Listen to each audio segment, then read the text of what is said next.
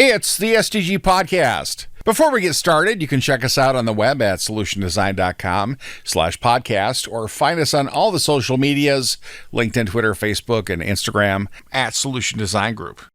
Hey, we're podcasting again. We got Peter Lawrence with us. Hi there. Say hi, Peter. And Eric Schneider. And I'm Kyle Bacher. And today we're going to talk about kind of the change, I don't know, the history, evolution of, that's the word, evolution of security, because I'm working on it right now. Like, it's just a constant, I think security is a constant battle. And there's so much to it. There's so much to know. It's a full-time job. It's a full-time job. At some places, it's a full-time job with a floor full of people working on it. So we rely on cloud providers and things like that, but they only take you so far. And then their responsibility is on you to pay to get to the next level or configure to the next level. But I remember when you could just not even log in. You just open up your computer. Like, what happened to those days? When was that? It's in my family. It still exists. Over Christmas, we were helping my grandmother set up her new cell phone, and the way she got into her old cell phone was just like swiping. Yeah. Just swipe the lock screen away. No pass key. No fingerprint. No face scanning. Nothing. No. Clear that right off. And I'm like, well, what if somebody steals your phone? Then they're going to get into your banking app and all that stuff. And foolish of me to assume that she would use a banking application. The best security is have nothing that's worth stealing, right? Yeah, they use their phones to text photos of grandkids around, and using Craigslist to look for car parts, and that's it. Oh, nice. So nothing there to steal, really. I remember those days too, when I had nothing to steal on my phone and didn't really have anything I worried about or cared about or anything like that. Yeah, that was my policy too. Because I had a tablet that stayed at home and I had my phone. I'm like, well, my phone's going to go the things that's going to go missing, and so I tried to put nothing on my phone, and that didn't last the test of time though. No. Yeah, and I think I don't know where the trust happened. Where I think it was convenience that drove a lot of this stuff, and it was ahead of the security. Like, we're all in, but the security has to catch up. And is it ever going to? Like, are we ever going to get to a point where we're good? Is that where it's the chip in your head and some kind of perfect identification system, perfect security? Because I assume there'll always be the next exploit, and sometimes it's just so simple that you just don't anticipate it. Like, I don't know if you've seen the news that people are stealing cars because if you leave your because you have keyless entry and your key is near the door, someone can walk up to your door with a laptop and echo the key fob through their laptop to their car, unlock it, and start the engine and drive away. They have this repeater. They get close to your keys, between your keys and your car. That's so elegant and simple, but nobody saw it coming somehow. It's just a repeater. I mean, it's almost impossible, right? I mean, and car security, I think, has always lagged behind everything. House security. There's never been a deadbolt on a car. There's never been a extra lock or anything like that. It's always been a key, and then they've gone to fobs and I mean, some companies have passcodes, right? You can put in your PIN and open up the doors and get in. They've always kind of lagged behind because just nobody really thought. And part of it is cost, and part of it is just really, I don't know, lacks engineering, I guess. Well, I think there's a resource problem where you're not a big company. You can't afford a whole bunch of security experts. You're kind of relying on your IT guy who doesn't have a wealth of a history of being a security expert. So, I like cloud services because I figure that they have a lot more at stake and they have a lot more security experts than us. One would hope, yes. I thought you were talking about back to cars, and I'm like, what? Oh no. Well, in terms of physical security, I've never been, every time I've ever been locked out of my house, I've gotten in within 60 seconds. Just a good hip check to the door, there's an Axley in there. I'll just knock the doorknob off. And if people want to get in bad enough, they will usually find a way. Yeah, that's the thing with cars, right? Like at the end of the day, even if the locks are super great, you can still just knock the window in. Right. Or pick it up and carry it somewhere else. Yeah. Plus, plus we've all seen videos of people that use those little airbags now to jimmy the door. And if you lock your keys in your car and the Pro comes out, it takes them like literally a minute to do it. That's what they use. Yep. Yeah, it's just rudimentary tools. And like even breaking in school is on YouTube. Like the lockpick lawyer guy who shows you how to get into every single padlock that's ever been made. Well, I think that's the interesting part about cars is that yeah, like if you follow him, you think like, oh well, the thieves are going to use, I forget what they're called, but those specialized tools that's like there's a bump key and there's lock picks. Because he sells keys that are like for a model of car, you can use it and it's like a real elegant key pick that anybody can use. Like, oh well, experts will use those. No, like my mom locked her key in the car. The guy showed up with the airbag and just forced the door open and stuck a stick in the door. Right. Push the button. That was it. Push the button. That's all you got to do. Yeah. So I think we're clear that cars are a little bit behind in the security game. We can't be that far behind in the security game, and we've watched the security game move from wide open laptops. I don't know if you guys were around in the days of pranking someone if they left their machine unlocked and you would change their background to, I don't know, David Hasselhoff or... Oh, no. What you do is you take a screenshot of their desktop. Of their screen. Then you hide their desktop icons and make the screenshot their background. Yeah. And then you create a support ticket for yourself to have to go fix. When nothing's opening on my computer. Yeah. At least that's what I used to do when people wouldn't lock their machines as a reminder for them to do it. Exactly. I mean, it was a fun game as a reminder to get everybody to lock their machines when they walk away. And it's become easier and easier to lock your machine. And sometimes you've got, proximity devices with Bluetooth and stuff like that just to have the machine lock itself. But back in the day, simple rudimentary passwords that never changed, right? Password was good from the day you started till, the day your account got deleted, your password was the same. And nowadays, everybody has rules to change your passwords or not change your passwords depending on who you talk to, right? There's been some back and forth on that. It's like the brute force is not going to work because they shut it down. Like when it starts happening, they recognize it's happening and they stop it. So the ability to make a billion tries to get it right, to get into your system, they're safeguarding against that sort of thing. So the actual password changing, it's better for people to remember the password so they're not writing it down and things like that.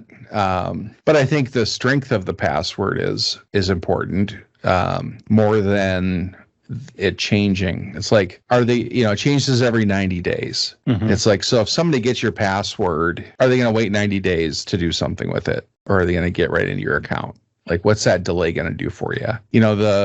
One of the things is the ability for the technology to interact with the physical world, which has given us the biometric stuff. If your system can see what's happening in the room and who's in the room and all of that, if it's got like total situational awareness, where it's like, no, you're not Kyle. Well, I made a printout of his face. It's like, yeah, you know what? I'm a super AI quantum computer, and I know that's a piece of paper. Nice try. Well, yeah, but that's what I always wonder about especially like copycat, like because Apple will come out with Face ID and they do a good job of thinking it through. Like you're saying, like it doesn't work if it's a flat object. It can tell the difference. You have to be engaged. You have to, like, your eyeballs have to be looking at it, so you can't do it when you're asleep and stuff like that, right? Like they do a good job thinking it through, but then it becomes an arms race of other companies trying to copycat it. And how secure are those, like the copy versions of that service, right? Because it seems like every laptop's got wants to do like unlock using your face, but I never trust that those are actually secure enough to matter. You think people are taking pictures of you and walking around unlocking laptops that you've been on? And they don't even have to take a picture. There's plenty of pic of my face on my wife's Facebook account. Yeah, we're all out there.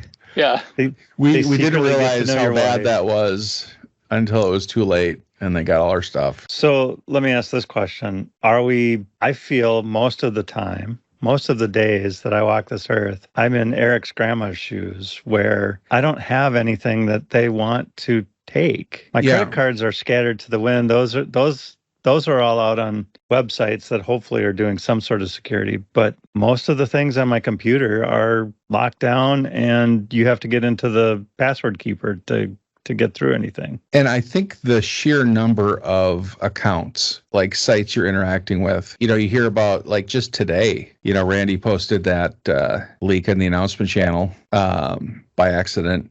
I think he meant to do it in random. But it was a like 60 billion password or something were leaked 71 today. million. And it's like, oh, okay, now I have to go. When I look at the list of my saved passwords for different accounts, unbelievably long. So it's like to go in and reset, if my password gets out there, it's go in and reset the password for every single account you have. And then, I've done that before and it's not fun. So, now we have multi-factor, which is like, we're not going to just trust that you type something in, and we're not going to just trust what's happening on this one device, but we also need something from the physical world. We need we need another device. We need your fingerprint, your thumbprint, whatever. Where does that lead? Well, hopefully not to the chips in our heads being used for security, but I think a lot of this is a balancing act, right? Could you make a phone that somebody had, I saw this meme one time that had a grid of like 100 dots, and their password had a pattern that connected to every single dot. That was their password. That's not very convenient. That's more of yes, this is a very secure password, but I have to be able to enter the password more than one time in my life. Well, that's where you get to the law of diminishing return, because you create this system where people can create these complex patterns, but it's so difficult to remember that you create a dead simple pattern. And so like this attempt to be more secure has backfired, because now they've studied this and found that these are the most likely patterns that people would use that they can try. Yeah, because of human nature, right? Tend to do the same path thing. Of least resistance. Yeah, I mean, one thing I know that's hopefully will change at some point. I don't know what the state of it is they're trying to make it, so I guess as context, because I got tired of the game that Kyle was talking about of like, oh, my password got leaked, or my someone managed to log into my Facebook account and every single account's got the same password. Is like, I'm only going to change all these once, so I just changed everything to different passwords using a password manager. So at least if something gets leaked, they only have to change it once because everything is unique. But that idea of you've got a master password that then from that you derive other passwords is a fairly sound idea, because then each of those vendors, like each of the places you have an account with, they only get the derived password, not your master password that they're actually using everywhere. And I think that there's a protocol or like a standard that's like been proposed to do that some of the big tech companies are trying to adopt. And I don't know when it's going to roll out, but that'll be a pretty big deal where, from like, we're building systems, right? So like it'd be nice for us if we're receiving is, some hashed password, and we're not responsible for the fact that password might get used for someone else, for somebody's like, banking account. It's only for us and us alone. That there is some security in that. Well, and credit card companies do that today, right? So if I save my credit card company at Amazon, for example, Amazon's not storing the 16-digit number and the 3-digit CVV on the back and the whatever other information that they needed to validate it. They've sent that off to the credit card company, and the credit card company said, here's a token, store that and use that for other things. And we'll allow that token to go through. And that way, they've done a good job of not, every company has a different password that comes to, Amazon's token is different than Target's token or whoever. Right?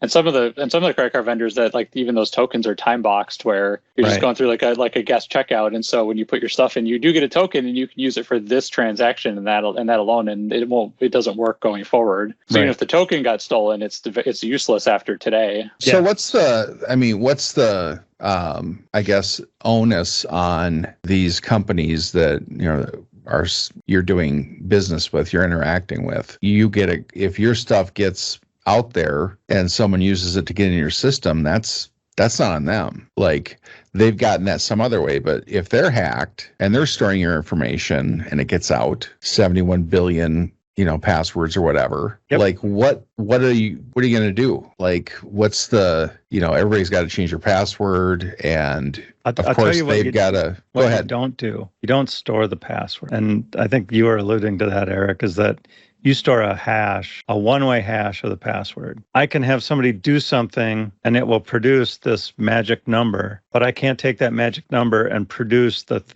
password that they use, right? There's just mathematically, let's just say a very few paths back, right? Even if you know all the algorithms, all the magic on both sides, and as a developer, I've done that a lot, right? I don't store passwords in clear text anymore. I haven't stored passwords in clear text for, I don't know, probably since the first hack that somebody stole passwords that were stored in clear text. Yeah. I was hoping you were going to say for at least the last 6 weeks.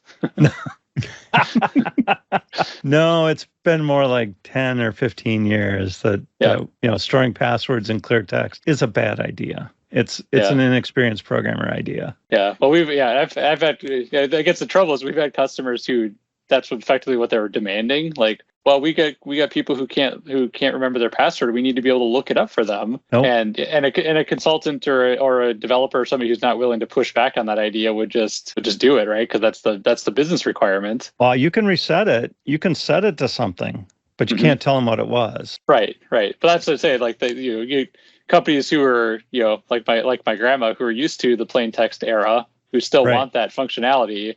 Yeah. And we're trying to work with them to say, no, it needs to be one way. It needs to be irrecoverable. It needs to be we can give them a tool, a self-service tool for recovering, or you do it, but you can overwrite it, but not learn what it was. Right. And especially like I was saying, in like liability, like you don't want to, I don't even want to know. Like, I don't want to know what password you used for my site because you probably used it somewhere else. And I don't even want to have that liability of knowing what your email password is and your bank password and all that is.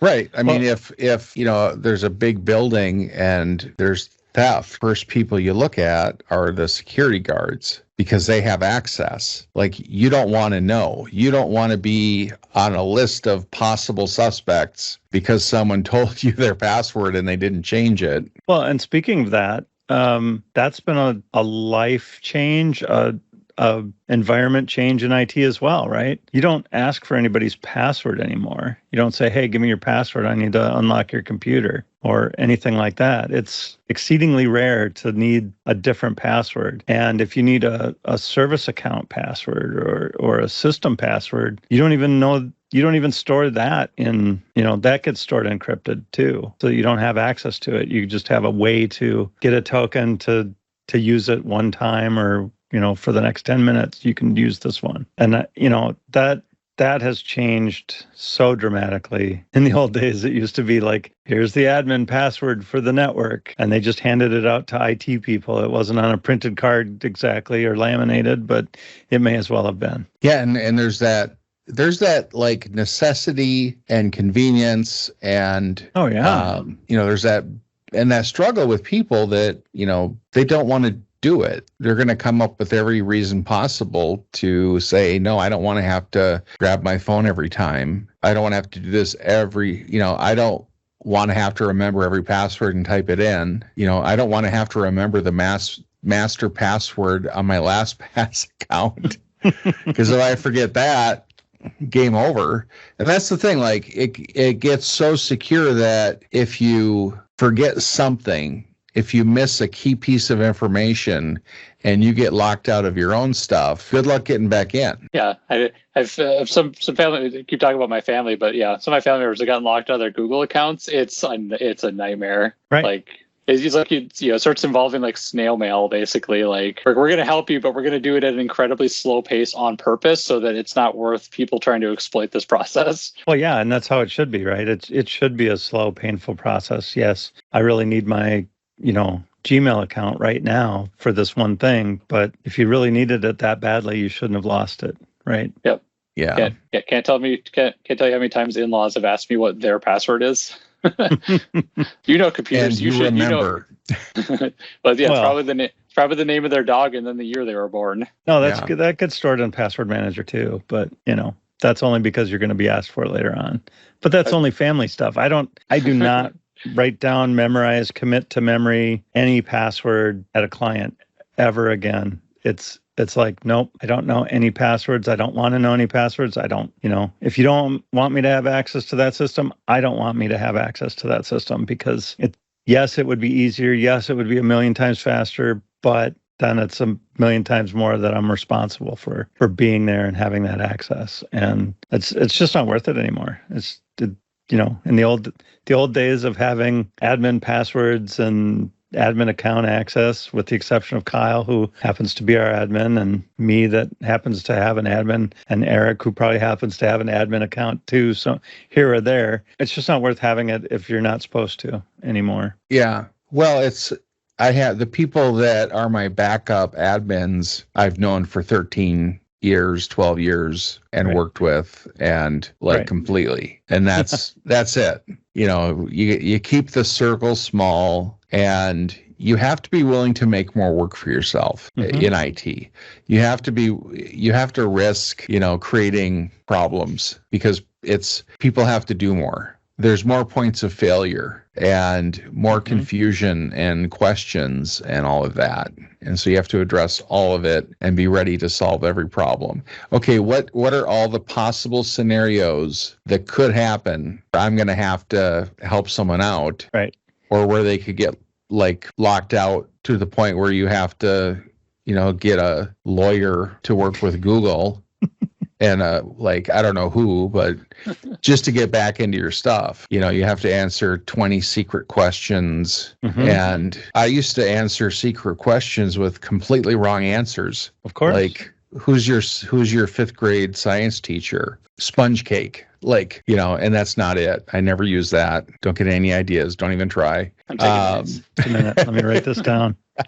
Sponge. Got it. What I don't like is when I can't enter a 25, 30 character passphrase. They limit me and they say, oh no, your password can't be more than 16 characters. That's not a good sign because when you hash it, it becomes a fixed length. So that's a good sign they're doing something wrong on their end. Yeah. Well, that's the other thing is when they're behind the times, it's I want to do multi-factor on everything. Well, we're not set up for that yet. Do we stop doing business, or are you going to get there? What's the risk we're looking at? Well, we're not going to have that in 2 years from now, or until 2 years from now. It's okay, we have to move solution or whatever that's more secure. And I think that not being secure enough is going to hurt business for companies because of that. Well, it's a risk, right?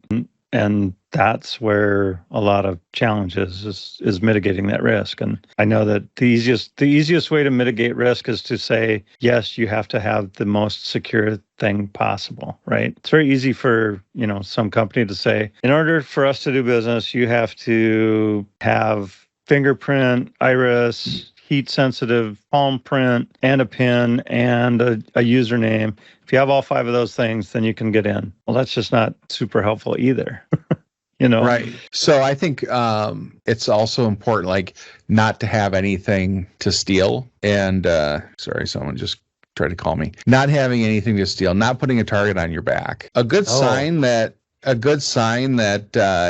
you have stuff that somebody might want to take is mounting cameras all over your house, and a fence, and motion detectors, lights, all that stuff. It's what do you have in there? Why is your house like Fort Knox? Remember when the LifeLock had their social security number published. Yeah, on the side of a truck. Yeah. On the side of a truck. Yeah. Super Bowl commercial. Like, how long did it take? Not as long as they were hoping. The CEO's actual social security number. Yeah, they regretted it. And they're like trying to be the biggest security player in the world. I'm sure somebody. And there was no one that could talk them out of it.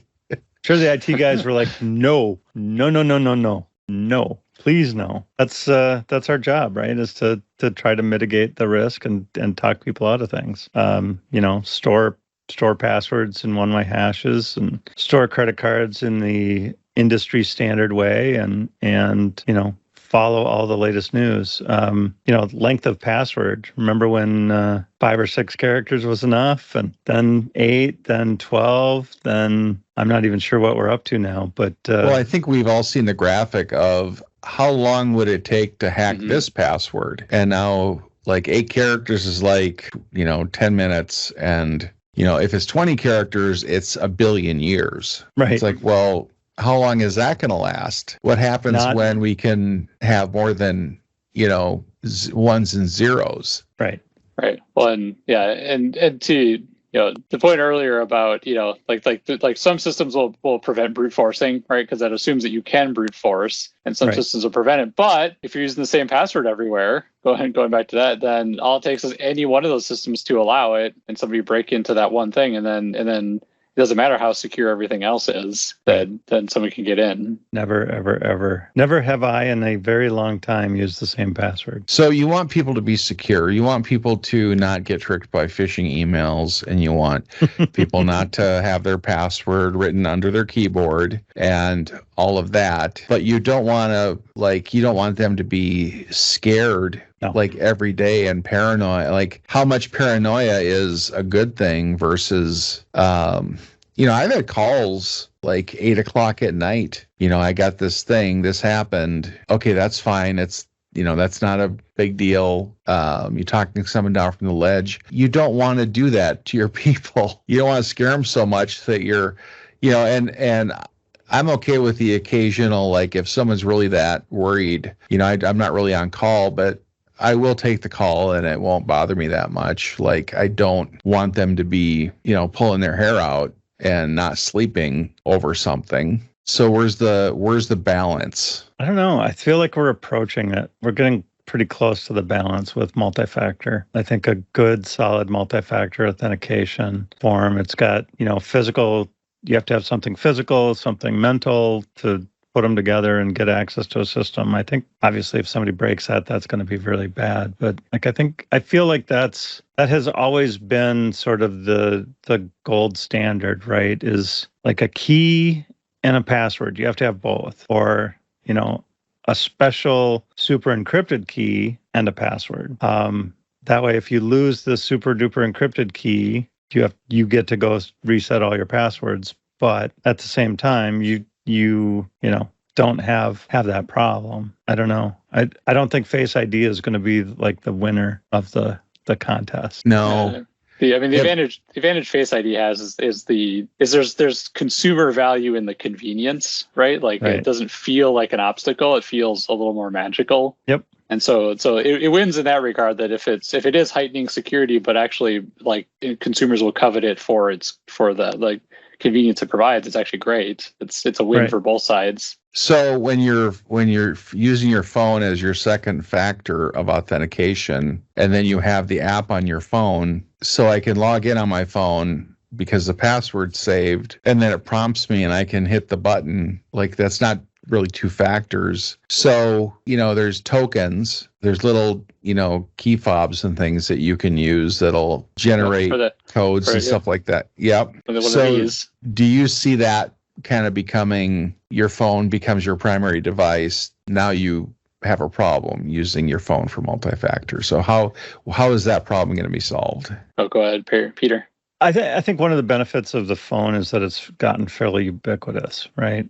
It's not like some other technology that you have to pass out. It's not, I don't know if you remember the days of Secure ID and those kinds of things where you had to pass out a fob, and then if they got out of sync for whatever reason, you had to call in, resynchronize, do that kind of thing. It was great great security. It locked me out of my system many times. Prevented my access. I could not get around it. But it's a cost-effective thing, right? If somebody has a phone, you don't have to provide them another phone. Then you've got to win. It's almost like it has to be more of a hassle. If it's no hassle at all, then it's easier to exploit it. It's like, okay, now I have to have my phone with me. Now I have to do this. Now I have to do that. Well, those things are deliberate to make it difficult or impossible for someone to exploit your accounts or hack into your stuff. But then people have to get used to that, and they will. And phones break. So you have to have a plan for your user. Like, okay, here's what can happen. And here's what you do, and here's what you can expect, and you try to head all that stuff out off at the pass. Mm-hmm. And you email out that information and text it and all of that, and then they won't read it because they scan, they don't read anymore, which is just how humans are evolving with technology and all of the information they have to take in. So, but after a while, it's going to calm down and people get used to it, and I think it'll be fine.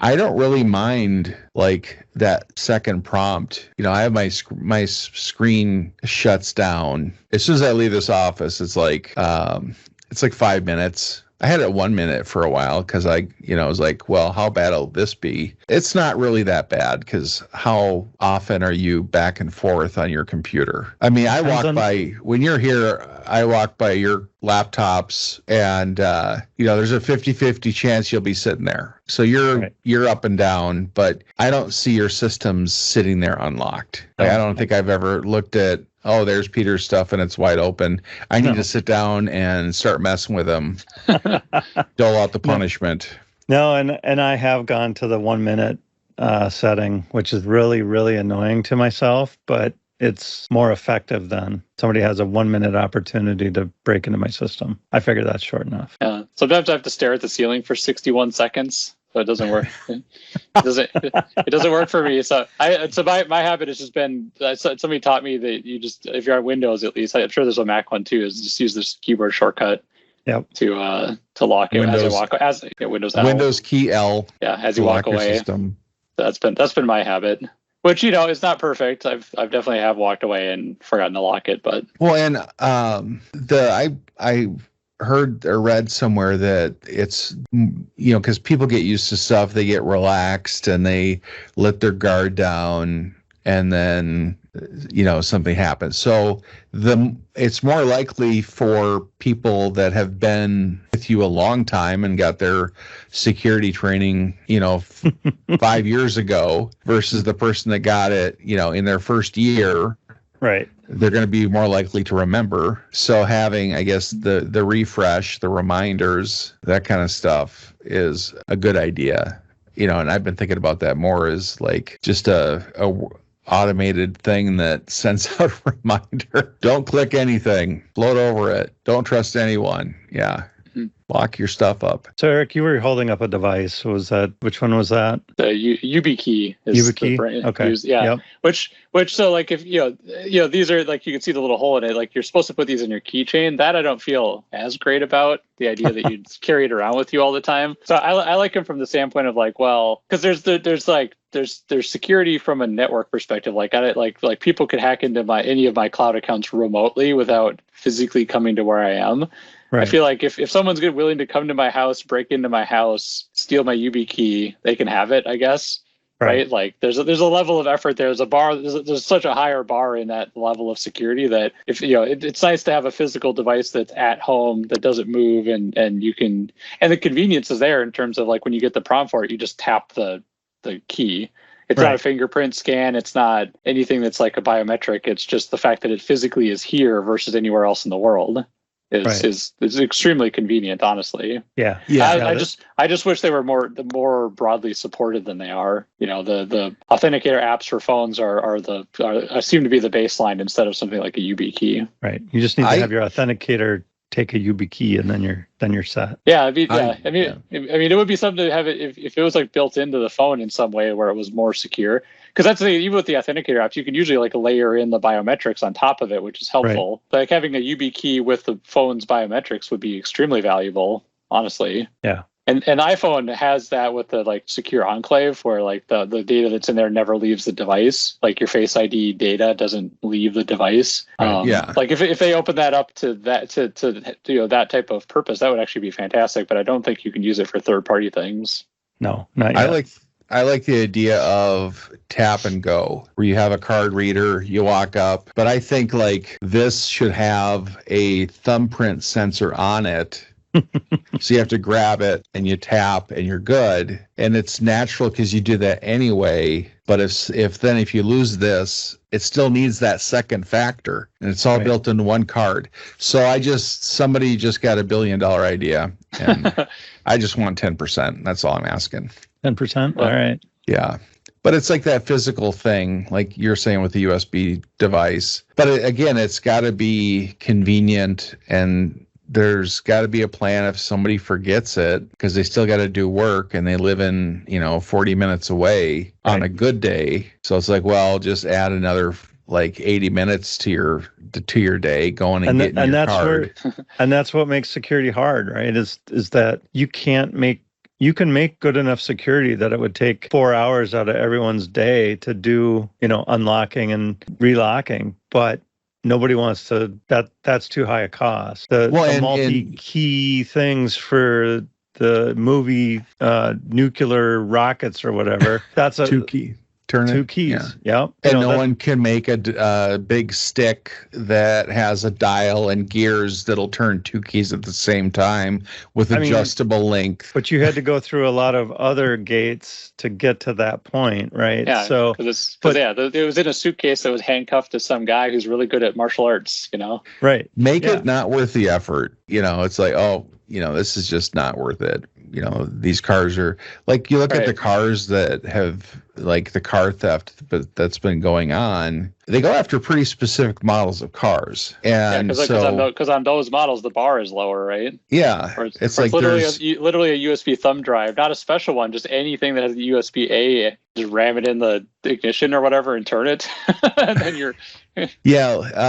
I was a Kia or something, or that's what I'm talking about, and which is the good example of government oversight when that's happening, and the government can step in and say like you need to provide a fix for that, or when the door falls off your Boeing 747, it's good when the government could come in and be like, we're gonna not let you fly that plane until you figure out why that door fell off. Until you know why the door flies off in the middle. Yeah. And that's just a thing that I think security researchers prove how hard security is, because they try almost all the things that QA does, and then they go about 400 times farther than that, right? To see if you accidentally left, one little part open. Yeah, nobody at Kia thought to stick a USB thumb drive in the ignition before they sold the car. And that's just never going to happen. Like, there's just things that are going to get missed, and it's just a fact of life, I think. Right. But, that's a good point, like where the technology meets the physical world. Now you have a way in. Now I can go in and I can like reheat your oven, turn it up to 6 billion degrees. And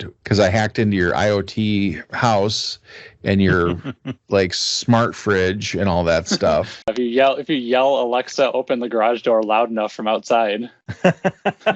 I saw a news story or something where a guy was showing how easy it was to hack into this specific type of car. And he did it and like was able to mess with it, like turn it off, and then realized that he just had created this because he did it with a real car that was out there. And he realized in demonstrating that, he just violated, like why you don't want to do that. Mm-hmm. Like you put someone's life at risk in this demo, inadvertently. But it was, seeing that happen, it's like, okay, I'm always going to drive, a car from the 1970s. What do I have to do to keep that thing running?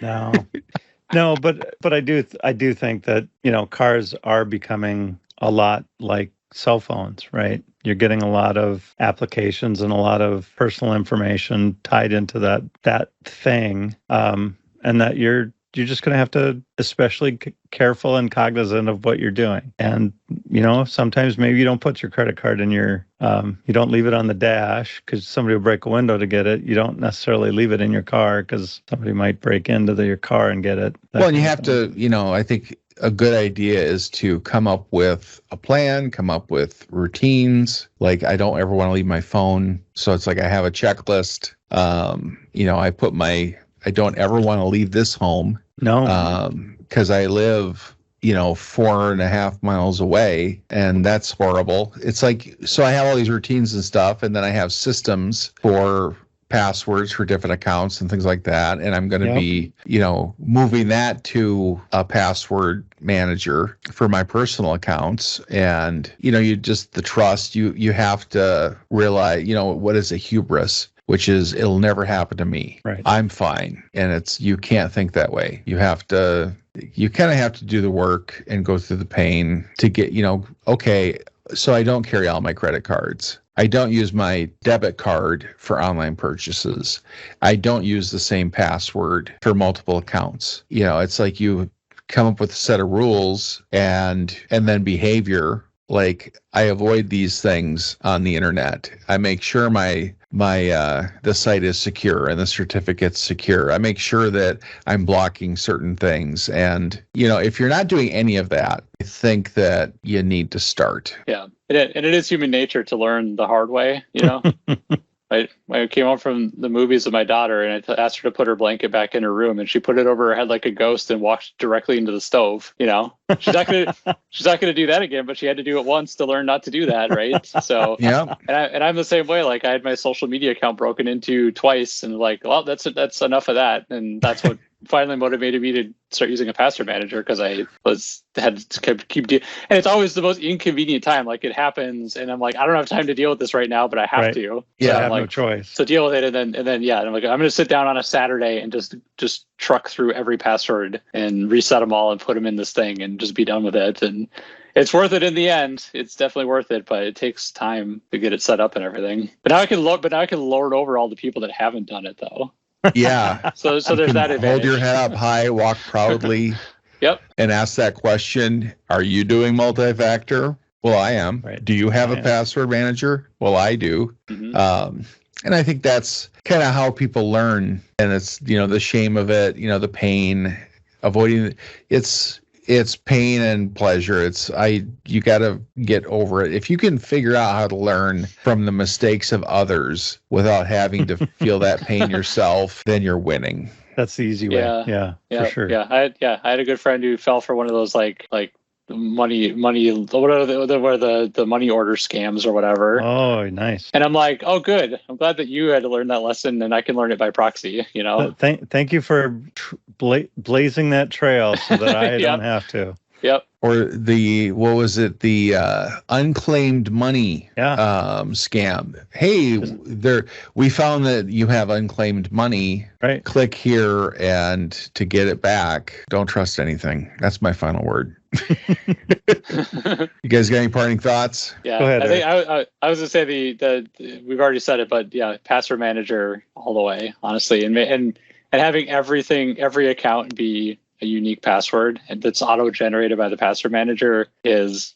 where it's at. And if I was president for a day, the thing I would make all the companies do is, if I have to log in on my TV by typing my password in, I'm gonna just nuke that company. So they all need to have the thing where it comes up and I can just the QR code that has the code or whatever baked in. So I just scan it with my phone. I'm already logged in on my phone, so it just auto logs in my TV. That needs to be the standard. So any companies out there that have TV apps, that's my advice to you. Awesome. That is a parting thought. Yeah. My parting thought is security is hard, but it's a lot easier than not having security. Well, I'm going to vote for you for president, Eric. And, I only want to do it for a day, not 4 years. That's too much. 1 day. Term limits. All right. Well, let's shut her down. And with that, we'll say goodbye, everybody. Yep. Bye, everyone.